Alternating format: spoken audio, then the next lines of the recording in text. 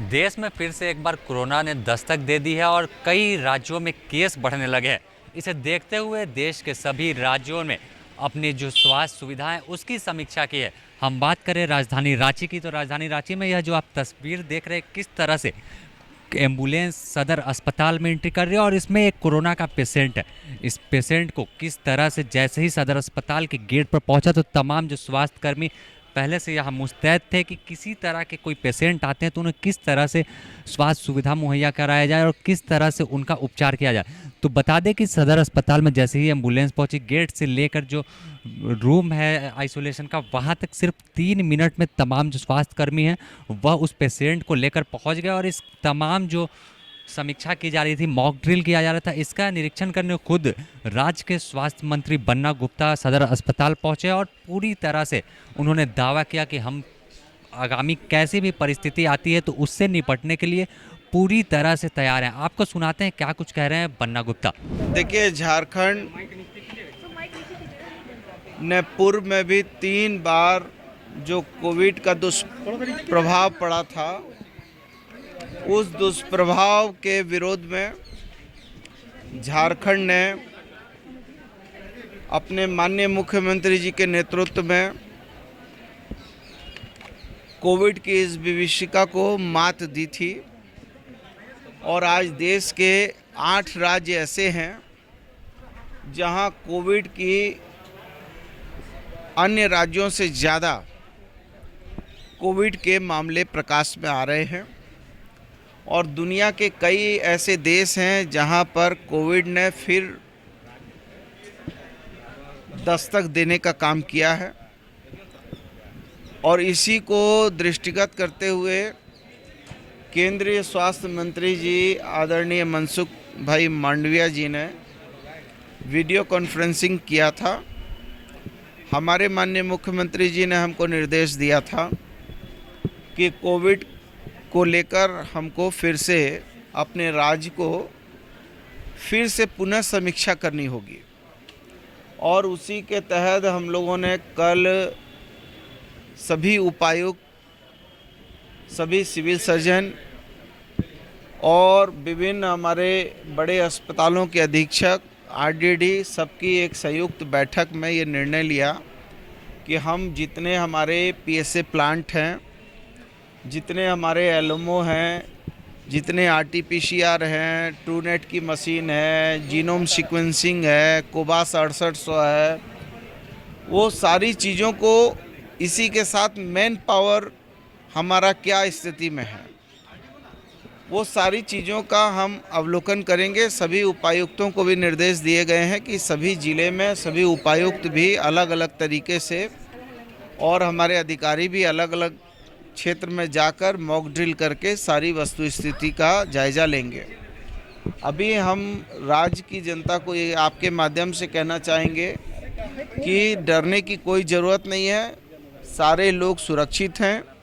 अभी राज्य में 21,680 बेड हमारे सुरक्षित रखे हुए हैं। 1,447 हमारे पास आईसीयू के बेड हैं। 1,456 हमारे पास वेंटिलेटर युक्त बेड हैं। हमारे पास 11,335 ऑक्सीजन युक्त बेड हैं। और हमारा 122 पीएसए प्लांट भी ठीक है। इसी के साथ कोबास 6800 की 2 मशीन लगी हैं। 27 आरटीपीसीआर लैब हमारे जो हैं लगाने की प्रक्रिया है, कुछ जो है प्रक्रियाधीन है, कुछ लग चुके हैं। और हम पूरी तरीके से चाक चौबंद हैं। और हमने कल भी सभी उपायुक्तों को निर्देशित किया था, हमारे एसीएस साहब ने भी बहुत समीक्षा किया और हमने निर्देशित किया कि पूर्व का जो हमारा एसओपी है और उसमें गुणात्मक सुधार करने के लिए नए एसओपी में क्या क्या हम ला सकते हैं, वो सुझाव जैसे ही आते हैं तो हम उस सुझाव को मद्देनज़र रखते हुए मुख्यमंत्री जी से उस पर डिस्कस करके उनका आदेश निर्देश का अक्षरशः अनुपालन करेंगे। और उसी की कड़ी में आज हम लोग यहाँ आए हैं। इससे पहले भी हम लोगों ने काफ़ी जितने हमारे एलएमओ प्लांट हैं या पीएसए हैं या हमारे पास 16,000 से ज़्यादा हमारे पास बी टाइप और डी टाइप के हमारे जो है ऑक्सीजन के सिलेंडर हैं। तो हम सभी चीज़ों का मूल्यांकन कर रहे हैं कि फायर नॉर्म्स उसमें सही है कि नहीं है। हमारे जो पीएसए प्लांट से जो हमारा ऑक्सीजन जनरेट हो रहा है वो जनरेशन सही है कि नहीं है। फिर हमारा जो है एलएमओ से जो हमारे बेड तक जा रहे हैं मरीजों के पास, उसमें उसका प्रेशर वगैरह ठीक है कि नहीं है। तो सभी चीज़ों का मूल्यांकन करके फिर आपको याद होगा कि एक ब्लैक फंगस का भी प्रॉब्लम आया था, तो वो सब भी हम इस बार सारी चीज़ों का सूक्ष्म विवेचना कर रहे हैं। उसी की कड़ी में आज हम लोग ये मॉक ड्रिल करने आए हैं, जो अभी हम लोग देख रहे हैं और आगे भी समीक्षा करेंगे। नहीं, हमने जो केंद्रीय स्वास्थ्य मंत्री जी से उस दिन बातचीत किया था और बातचीत में ये भी उनसे कहा था कि एनएचएम से जो पैसा है, जो 60-40 का हमारा रेशियो है, राज्यांश उसमें 40 है, 60 हमारा केंद्रांश है। तो हमने उनसे निवेदन किया था कि वो पीएसए प्लांट वगैरह में जो मैन पावर की कमी है उसको भी एनएचएम से जोड़ दिया जाए, और वो उन्होंने भी सहमति दी है। और इसके बाद भी हम लोग जो है, जो हमारा उपायुक्तों के माध्यम से जो हमारा डीएमएफटी फंड वगैरह है उससे भी हम मैन पावर वगैरह लेंगे। उसमें कोई कमी, हम राज्य की जनता में कोई कमी नहीं होने देंगे। लेकिन अभी बहुत इनिशियल स्टेज है और इसमें कोई न डरने की ज़रूरत है न घबराने की ज़रूरत है। जितने पेशेंट अभी तक 63 पेशेंट आए हैं, 63 में सभी करीब एसिम्टोमेटिक, माइल्ड सिम्टोमेटिक है और ज़्यादा तक होम आइसोलेशन में है। तो इसलिए, लेकिन चूँकि दूध का जला हुआ आदमी मट्ठा को भी फूंक के पीता है, पूर्व में जो है डेल्टा वेरिएंट का कोपभाजन जिस तरीके से हम शिकार हुए हैं, तो हमारे हृदय में उसके जो है काफ़ी गहरे घाव हैं। तो इसलिए हम लोग किसी भी प्रकार की कोई कोताही नहीं करेंगे और समय रहते हुए सारी चीज़ों का। और जहां तक वैक्सीन की बात है, तो हमने केंद्रीय स्वास्थ्य मंत्री जी से निवेदन किया है कि हमको जो है किस्त के हिसाब से वैक्सीन दिया जाए, 50,000 किस्त पहले दिया जाए, और उसमें जो वैक्सीन हमको मिले वो वैक्सीन का जो एक्सपायरी का ड्यूरेशन है वो सही हो। ऐसा नहीं हो कि हमको वैक्सीन मिल जाए और उसका एक्सपायरी जो है केवल 1 महीना का रहे, तो फिर हम उसको क्या करेंगे।